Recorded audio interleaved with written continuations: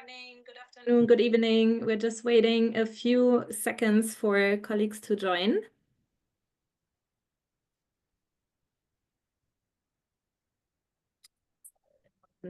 Minute.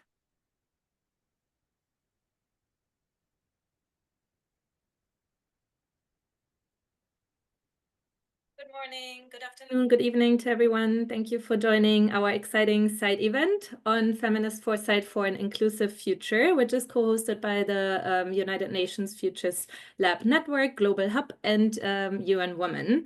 So we're very excited to invite you today for our session, which will really focus on looking at how can we use strategic foresight to create a more inclusive future. Now, if we can go to the next slide, I will quickly introduce to you our speakers for today, which is Alana Poole. Warm welcome. Alana is the Deputy Head of the UN Futures Lab Global Hub. And then we have Naveen Haram, who's a Senior Strategic Planning Specialist with expertise in RBM data and innovation from UN Women. We have Nurgul Azurbekova, a Strategic Planning Specialist from our UN Women Europe and Central Asia Regional Office. We have Alana Pradhan, who's a knowledge management specialist from the UN Women Liberia Country Office. And we have Jimena Khalifa, who's a strategic foresight consultant and expert at UN Women as well. A warm welcome to all of our speakers and a warm welcome to all of you as well who are joining us today. Feel free to also add in the chat if you like where you're calling in from, and if you have any foresight experience, that would be really great to meet you as well. And this is our agenda for today. We'll be first diving into why and how we're working on futures and gender, that interrelation pretty much. And then we'll go into an interactive activity to sort of start practicing and exploring short, medium, and long-term consequences through a gender lens. We will then go into a reflection, and then we have a bit of a spoiler alert with some exciting news as well and opportunities for you. With that, I will hand it over to Alana, our first speaker. Over to you, Alana. Fantastic. Thank you so much, Hannah, for the warm welcome. And good morning, good afternoon, good evening to colleagues connecting. It's really great to see so many of you here with us today. So why futures? Why strategic foresight? Why this session? And really what we're trying to do here is answer one question. How do we create lasting, inclusive, and significant impact in a context of uncertainty? And this context is something that we're all very, very aware of in today's very quickly changing context.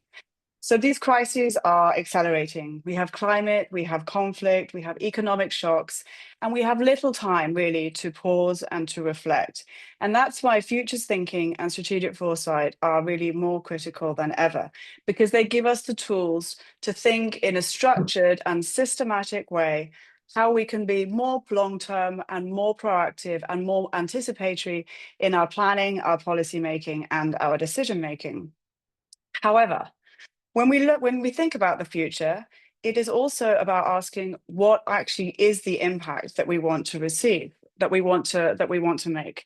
And more importantly, who is this for and who is shaping this impact? Next slide, please. And so the way that we imagine this future in this context of uncertainty is very, very important. It shapes today's decisions, and it also shapes who is included in the making of this future. And that imagination is never ever neutral. It actually reflects our current assumptions, it reflects our biases, and actually the voices that we center, or most often the voices who are left out of creating that future. As we've seen, many of us know, and many of us work on this, traditional foresight often reflects dominant male-centered perspectives, as we rarely challenge the what, the why, or who of our assumptions. And that's why us at the UN Futures Lab are really excited to be working with UN Women, looking at this gender transformational foresight.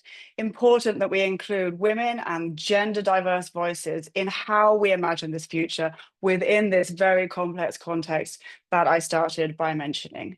So who is included in imagining this future? Whose knowledge counts? And how do the power dynamics really affect the future that we are trying to develop? So how do we think through imagining this future, and what different approaches do we have when we incorporate gender into this important lens?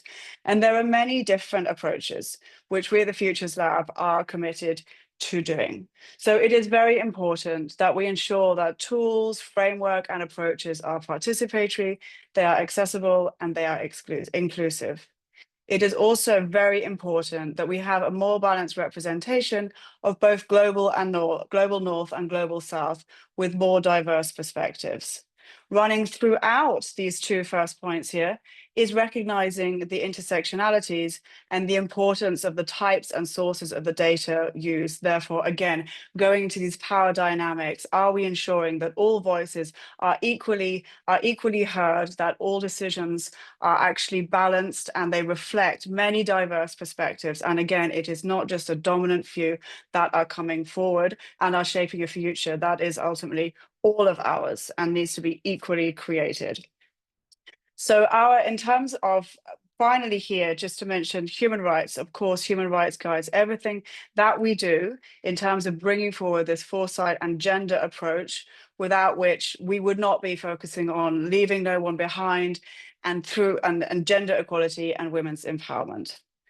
So just finally to say, before I pass over to Naveen, it's very, very exciting because what we are trying to do here, our mandate at the UN Futures Lab, is really to ensure that strategic foresight, futures thinking can be mainstreamed in a more consistent way across the UN and beyond.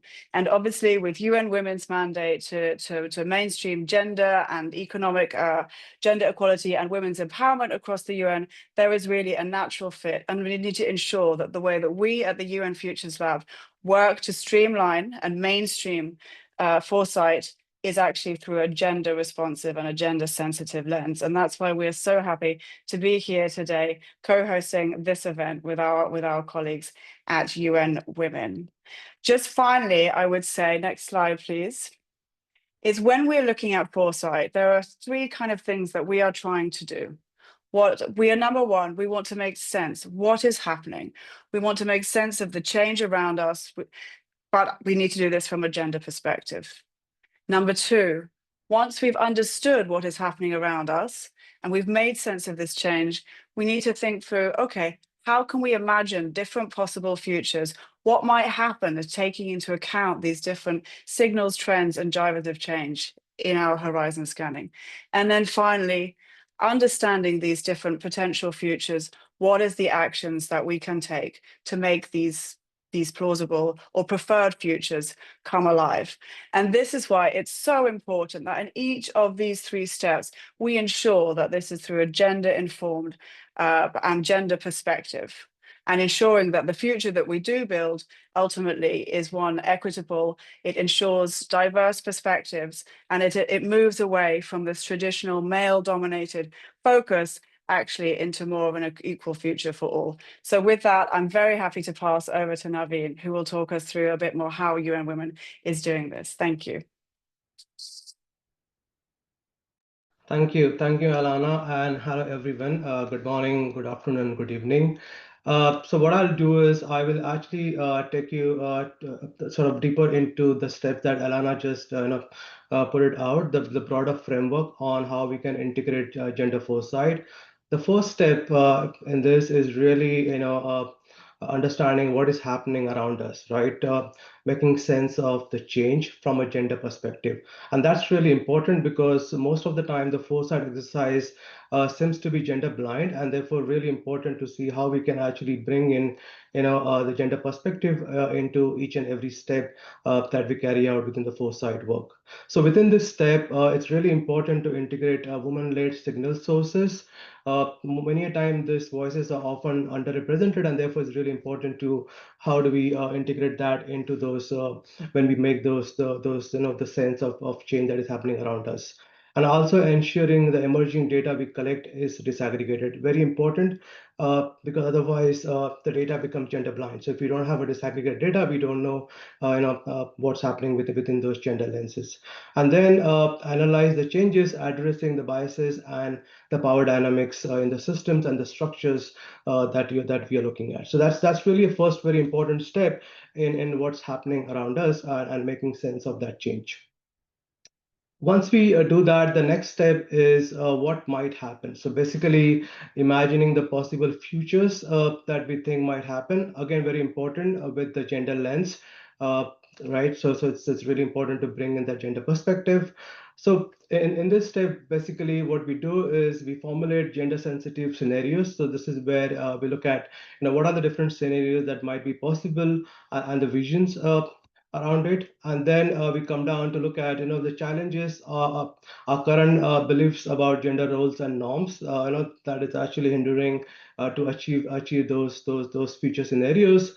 And basically be bold on envisioning feminist realities and empathy and fairness within those scenarios that we actually plan at this stage. So this is really the next step. Once we have a sense of what's happening, what are the future scenarios that we are trying to sort of look at within this step. So that's about imagining the possibilities of the future. And then the third step is, once we have the scenarios laid down with the gender lenses, how do we make it really happen, right? And that's a key aspect of this. What actions we need to take for those gender transformation action, change that we're looking at, right? And this is where we address the gender specific risk and opportunities that we might see based on our past data, but also about what the future lies. Formulate gender responsive actions and evaluation criteria. Again, a very key step. We really need to to put down those evaluation criteria, again, which we need to evaluate those change that we're looking at in the future. And then stress test future actions against women and girls challenges. So I think the most key step is really the participatory approach, of bringing in the people that are really affected within that stress testing the future action. So again, we started with understanding what's happening, then we moved on to what are the different future possibilities, and then come down to how do we make it really happen, and what actions we need to take, right? So that's really that broader framework. This is what we at Uniman is trying to integrate in any work and any program interventions that we undertake. Can we go on to the, yeah. So these are some of the examples. Yeah, given the time, I may not be able to go into the details, but this is how Uniman is integrating foresight by stress test actions and programs against gender-informed future possibilities, anticipate risk and opportunities while running evaluations. Again, as I said, facilitating consultation to inform strategic prioritization, ensuring diverse perspectives are considered. And this is one of the most important step, because you cannot just do it foresight within your own institution. You need to really bring in different perspectives, the diverse perspectives into that consultations. And again, a lead a participatory and a forward-looking gender thematic country analysis involving diverse stakeholders. Again, key step. Collectively develop a gender transformative future visions for a country or a region, and support the country office or the RCOs within your country to set up a gender-based horizon scanning process, ensuring gender lenses are integrated within the UN country analysis. Again, this is really important because it cannot be gender blind. What all the analysis that we do, even at the UNCT level, it cannot be gender blind, and therefore it's really important how Uniman actually brings in the gender lens. And this is what we are doing, working closely with the RCOs at the country office and the UNCTs to bring in the gender lens within the foresight exercise. Yep. So I think that's from my end. So just to sort of close on that, in summary, gender-informed foresight is really about inclusion, transformation, and shaping better futures for everyone. So with that, I will hand over to my colleague Nurgul and Alana for a very practical exercise that we'll be undertaking now. So over to you, Nurgul and Alana. Thank you, Navim, for giving us a very comprehensive and detailed insight into, how we can integrate gender-informed foresight, right? So one of the things you mentioned was it's very participatory. And so what we want to do now is we want to move into an interactive segment. So we're going to do an activity where we're going to explore short, medium, and long-term consequences through a gendered lens, right? So we're going to explore one or two drivers of change using this feminist foresight lens that we've been talking about. So the one that we're going to start with is something that's already transforming the world around us, which is AI, right? So artificial intelligence. Next slide, please. Okay, so we want you to think about this prompt, which is, what if AI becomes embedded across all sectors in the next 10 years, right? What would be the implications? So we want you to think, broadly from, education to healthcare, agriculture, maybe even creative industries, what kind of systems might shift and how, right? So we invite you to kind of reflect on this and drop your thoughts into Menti. And think of possible first order consequences, any risks and opportunities. Don't worry too much about the gender lens as of yet, but just what implications you may think happen over the last 10 years if AI becomes embedded across all the sectors. So you can see on the screen here, there's a code that you can use to join. Please let us know if you're having any technical difficulties. But we'll maybe give you 2 to 3 minutes. Okay, we're already getting inputs coming in. We'll give you maybe 2 to 3 minutes to add your responses, and then we can move forward. Okay, so we're already getting a few inputs in. One being value will be created with less labor, right? So we're thinking about how we can equitably distribute this value.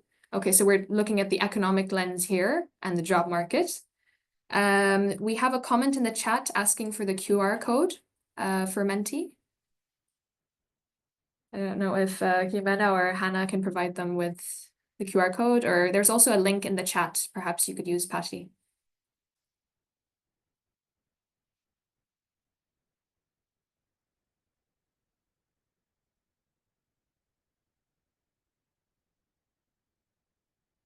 Okay, we're getting more in now.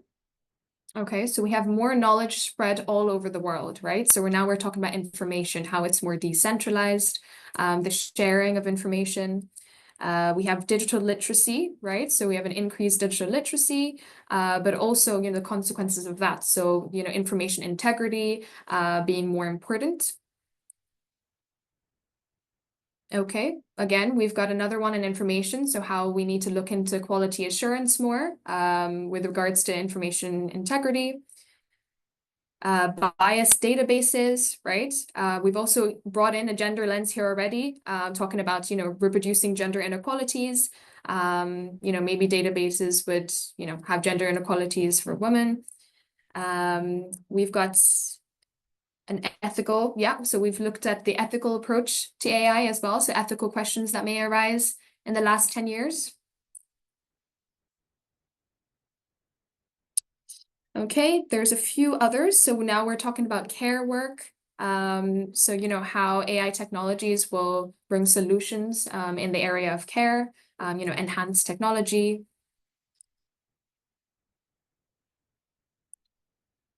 Okay, so everything becomes faster, which is not always a good thing, right? So catching up would become exhausting. And again, we've got a lot of people also mentioning, the gender gaps or potential gender inequalities that may be reinforced.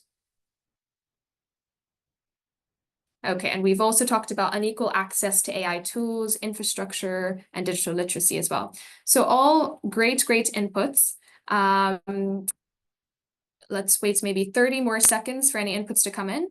If not, we can move forward. Yes, okay, so we've also talked about education now, so how AI could maybe transform the education sector as well.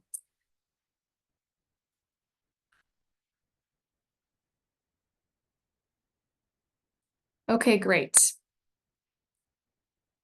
Okay, thank you so much. So now we're going to move forward, and we're going to look at real world signals. right? So signals are, first symptoms of change. They have the potential to be significant in the future, right? So on the screen here, you can see 3 signals. And these are, early examples of how AI is already shaping the systems around us. So not necessarily predictions, but more small signs of change that are already underway that might become something more significant in the future. So for signal 1 here, you can see how an AI assistant developed in a village in Brazil is helping to preserve information about local culture and store traditional knowledge digitally and in perpetuity, right? So, they're using voice recordings, images, and videos, which the AI assistant uses as training data. So this signal, it points to how AI can be locally adapted, right? And it also, can serve for, cultural resilience, maybe even digital sovereignty, right? And particularly for maybe historically excluded populations as well. Signal 2, we've got Google launches Gemini AI Kids Edition. So this is where children under 13 can access Gemini now through a supervised account managed via a family link, right? So, they can get support via homework, creative writing, and just any general inquiries as well. So here we have questions around, accessibility, digital literacy, and even like parental control and the safe use policies as well, right? So when we're looking at this signal, some questions that may pop up is, who gets access to these tools and what happens maybe if the protections are not as equally available. And then we have signal number 3, which is AI deepfakes threatening women's safety, right? So this talks about the last Slovak election campaign where deepfakes were used for the first time, and it spread, fake video featuring a journalist and a party chairman, and also it had a very, very broad reach. Right. So now, we're looking at risks of, to the democratic process, media trust, and even individual safety, right? Particularly for maybe women and activists who are often disproportionately targeted. So there's 3 signals that are quite different here. And I want you to kind of think of these signals and, the questions and reflections that we've thought around it. And with these signals in mind, we want you to kind of reflect again, but more now through a gender-informed lens. And next slide, please. And think about, actually, no. Please go back and think about, what second order consequences might arise for women and marginalized groups, right? So what opportunities or challenges might arise? And you can kind of think of this in, social, political, or economic systems. So we're going to give a little bit more time now because we're trying to think through a gender-informed lens as well. And we're kind of trying to think one step further, right? Into, the systems, the economic, political, social systems, and specifically what consequences might arise for women and marginalized groups if, again, AI becomes embedded across all these sectors. So we'll give you around 5 minutes, perhaps, to add your inputs to Menti again. Here's the code again. Thank you very much. And yeah, just, think about it from a gender-informed lens. And perhaps you can reflect on questions like, who controls the data, right? Or, how does AI impact, representation, decision-making, or even access to services? Or even, what protections are in place, how technology can be misused. So these are all kind of brainstorming questions about potential implications that may arise. And we want you guys to think more of a gender lens now. So the consequences that may arise for women and girls.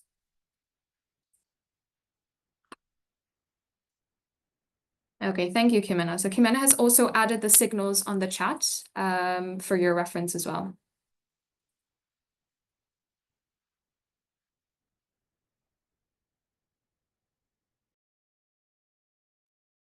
I think it is also interesting to see opportunities what AI is opening for women and marginalized communities, because this is a disruptive technology, which brings a lot of opportunities as well.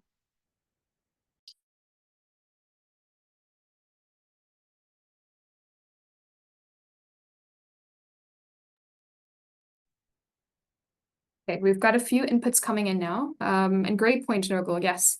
How can we look at risks, but also, opportunities that may arise for women and marginalized groups, right? So we've got further alienation and othering. We've got deepfakes reproducing and deepening gender-based violence, right? So again, embedding feminist principles. So this is more, we've got solutions coming in as well, right? So how we can reduce the systemic bias and promote, fairer outcomes.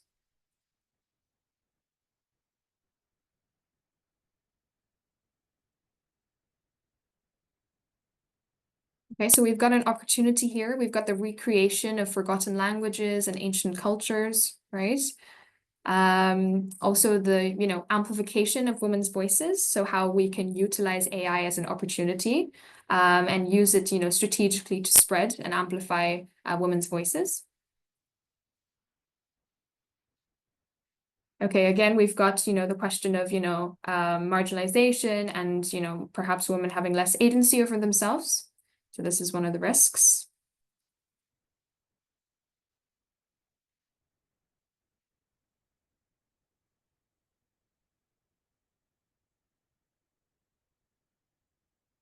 Perhaps, we can think about, as I mentioned earlier, maybe protections in place, regarding safety and such. We had some great inputs earlier regarding information safety. So how can we perhaps think further about how that could be gendered?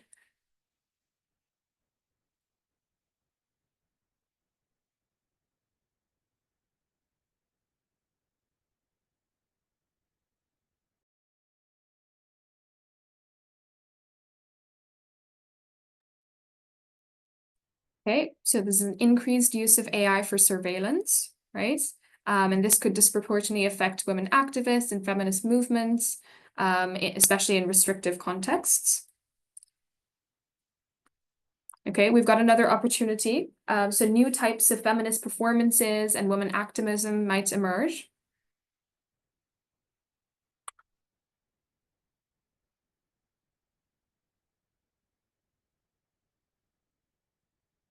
Okay, another opportunity. So, opportunities to develop AI solutions as well, with their ethical considerations in mind. But also here, so we've got another opportunity on how AI makes the processes faster, right? So it could make women's lives easier as well. And also, yeah, for exchange of information. So we have more information exchange. So that may help women in situations of risk as well. Okay, great. We'll probably give it 30 more seconds, perhaps.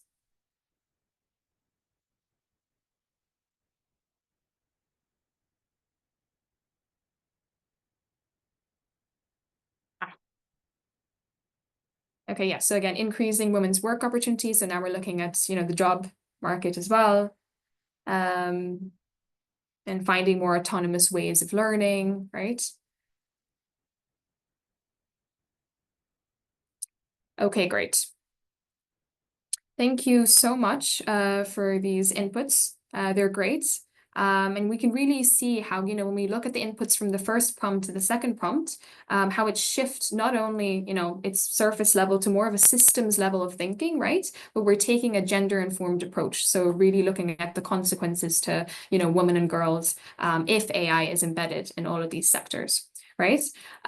So now, given that we have some time, where I'm going to hand it over to Nurgul to give us more of a overview of what we've been really doing here, which is the futures wheel approach, and also give us more of a practical example of how we can really apply what we've been thinking in real life context. So Nurgul is going to give us an example of actually something that's been carried out in our region. So I'm going to hand it over to you, Nurgul, to pick it up. Thank you, Alana. We actually, as the UN Women Regional Office in Europe and Central Asia, piloted Feminist Foresight for the preparation of our regional strategic node. And AI came as a mega trend, and we identified a lot of gaps and also a lot of opportunities we can leverage to ensure that we are using these disruptive technologies. Maybe we can create some revolutionary solution for care work. Yeah, this was my input. This would really change life of women and girls around the globe. So I would like to give an example on emerging trend, rapid militarization. and gender security risk. We identified through our horizon scanning and a rapid surge and militarization with defense budget in some countries in our region increased by over 25% in just 1 year. We used the future real lens and we mapped a triple effect of this trend. In the short term, we are seeing a decline in investment in social sectors, so it's national budgets, health, education, social protection. In the medium term, the shift is undermining diplomacy, shrinking civic space, and affecting women peace and security agenda, excluding women from peace building and policy making.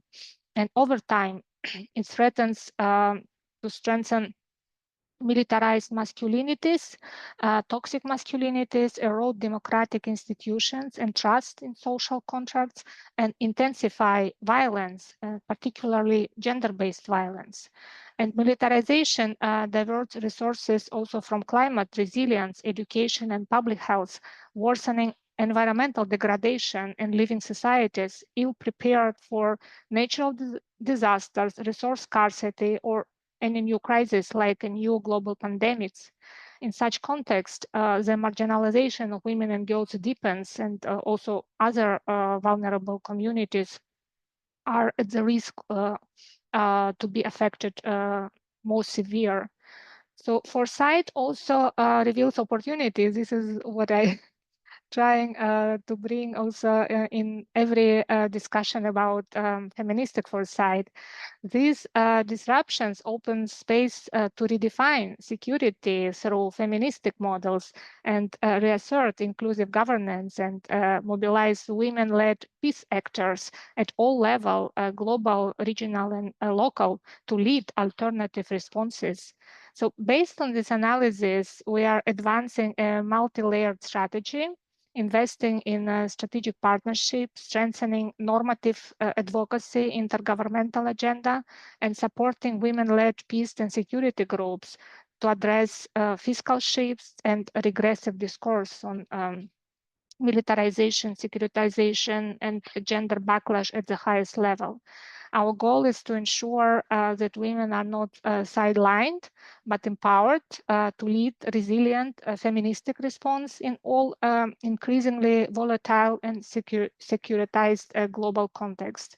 So foresight analysis should be also conducted regularly. This was our reflection from the exercise, and with a diverse range of stakeholders as participants' perspectives help shape both our understanding on emerging trends and the future we envision. So it was a super exciting, super interesting exercise, and I'm happy to share so our reflections.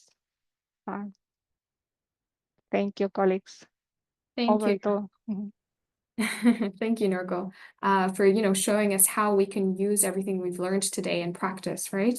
And just going back to the previous slide, we mentioned the futures wheel, right? So the activity that we were carrying out is the futures wheel approach, right? So we're looking at how a single driver can evolve in multiple directions, right? So we can reinforce, disrupt existing inequalities, and then depending on how we respond, we look at the direct implications, the indirect implications, and that's exactly what we did with prompt 1 and prompt 2, right? So we reflected on, a driver of change, which was AI, across the sectors. And, our first insights were, they were insightful. We focused on education, employment, service access, and they were all first order implications, right?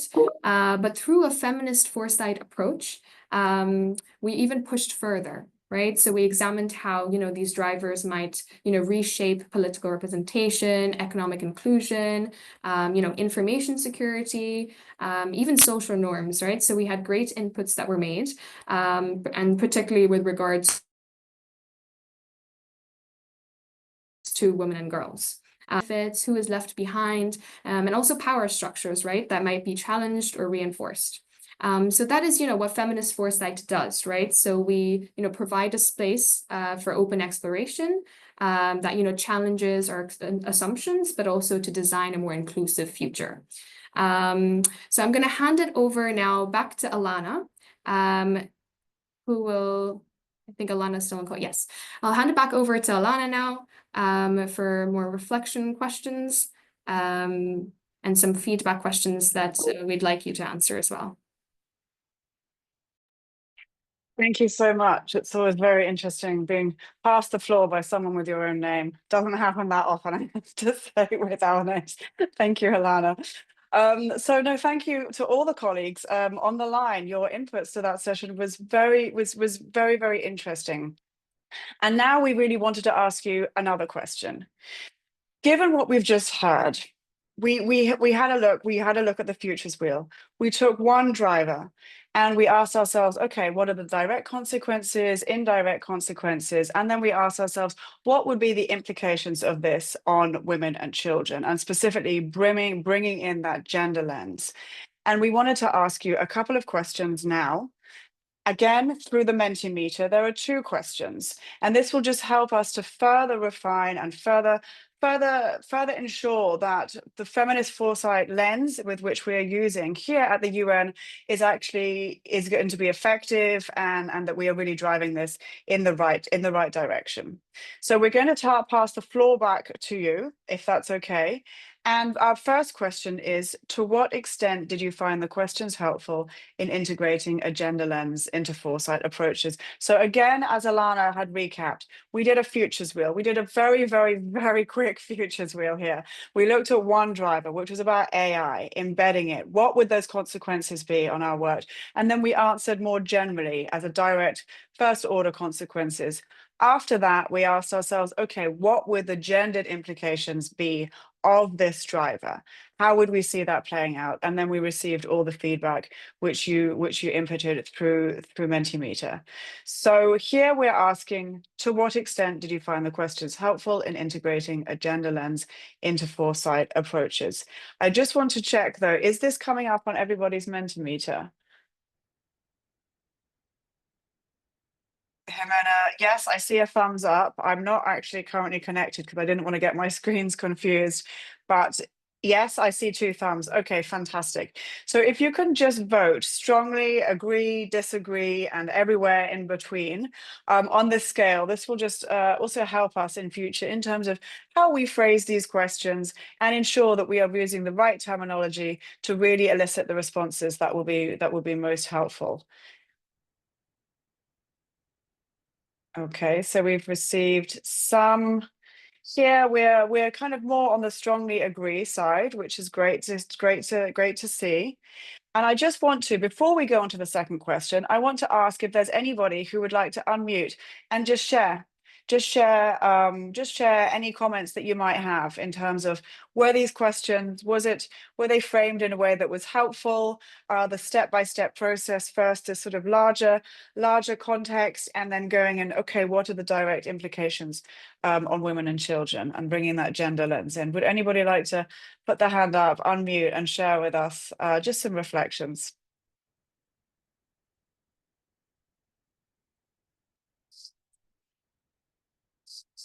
Or in the chat. Yeah, there is a good question from Katerina Ostrovska, which I answered, but it's also valid. What if Russia further invades other countries? They will suffer more devastating consequences. So the question, shouldn't we root our judgments the existing context? Absolutely. And so we have to do the similar foresight exercise with possible military conflict in the region and how it will impact. So to do this all sides analysis to ensure that we are well prepared, because this is about being anticipatory and being well prepared and investing now in the interventions which will help us to address the issue or even to transform the situation. So this would be my answer. Fantastic. Thank you so much, Nogel. Yes, I had missed the question in the Q&A. I had the other chat open, but absolutely, really fantastic question, Katerina. Thank you for posting that in the chat, and thank you, Nogel, for responding. Anybody else want to come in on this before we move to the final question? No? Okay. So let's move to our second and final question here. And this is a very broad, open question. And really, we want to ask you, what additional methods, perspectives, or practices could help embed more effectively a gender lens into the Futures Wheel exercise? So obviously we've done something very, very quick today. We've only taken a couple of minutes. It's just, you know, we would normally spend a lot longer days going through a really, you know, in-depth Futures Wheel exercise, either in person, online, hybrid, many types of formats, very inclusive, very participatory. The signals themselves or the drivers, we would have collectively agreed upon which ones we wanted to use, etc., etc. So today we just wanted to give a brief flavor of what it is we are trying to do. So for that we chose the AI being embedded, and thank you so much for your responses on that. So here we wanted to ask you, is there any other practices that could help us more effectively embed a gender lens into the Futures Wheel? And please feel free to write, because this is something that will ultimately help us, and it leads into what I know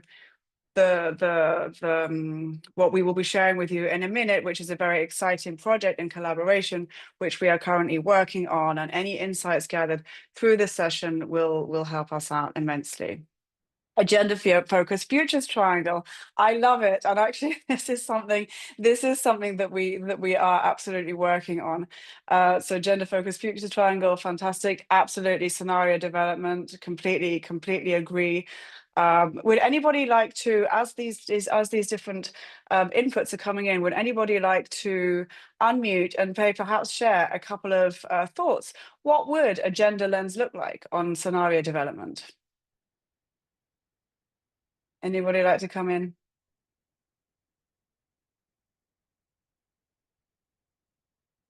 Or pop it in the chat. Or the gender-focused futures triangle. What would that look like when we're looking at the weight of the past, the pull of the present, the push of the future? How does that look from a gender lens? Please feel free to unmute.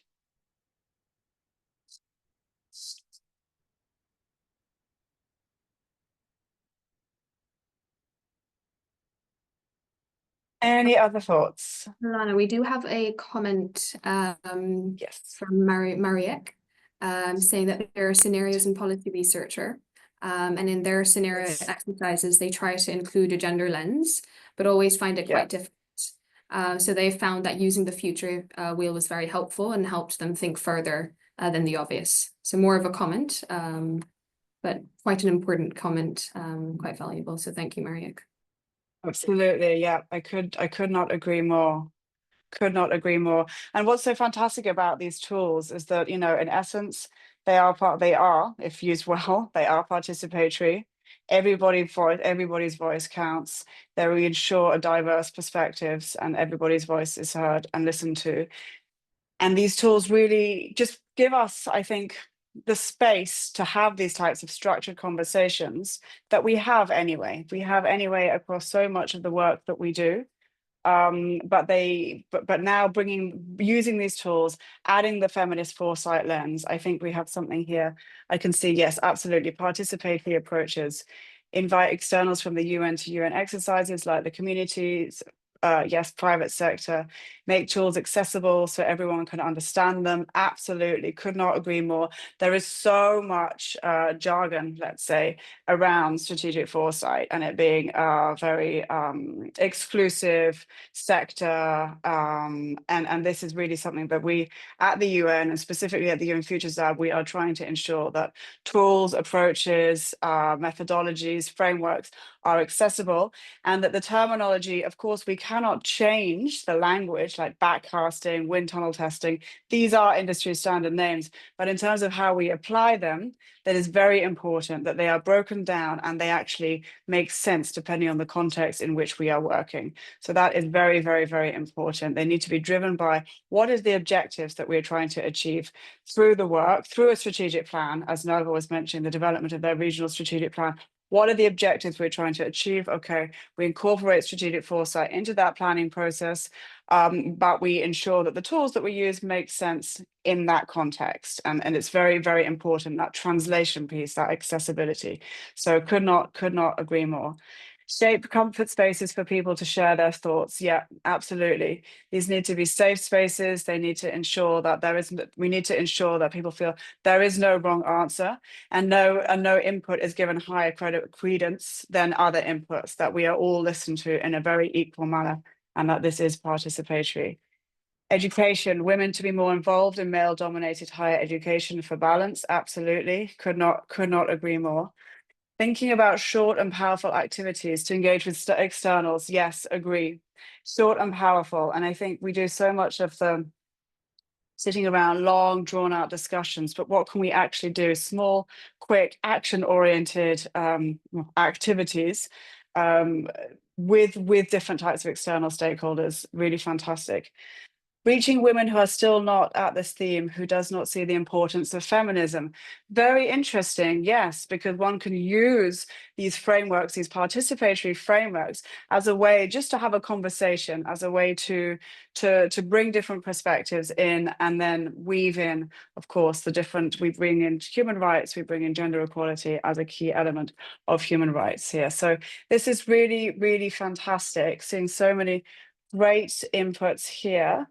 And then there was just something here at the top right, which I missed, something that involves processes following or respecting the moon cycle. Very interesting. Oh, okay. Something that involves processes following or respecting the moon cycle. That does make sense. I love it. That's fantastic. Thank you so much. Thank you so much for sharing that. Would anybody like to share any comments on either what they wrote or what they see here? Nagel, please come in.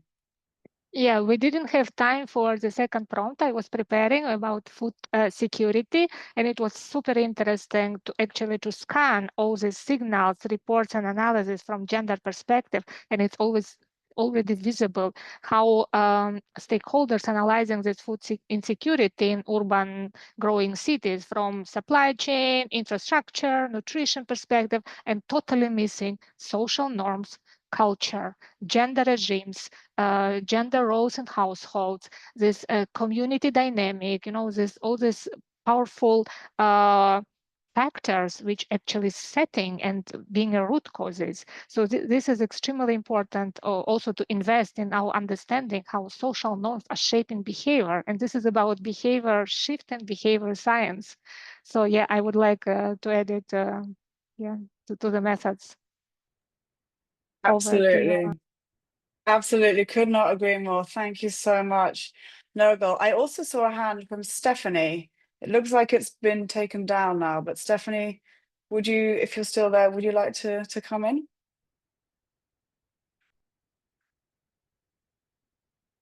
Stephanie Shook?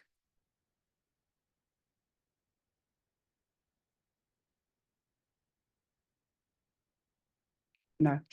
Okay. Anybody else? Any final reflections?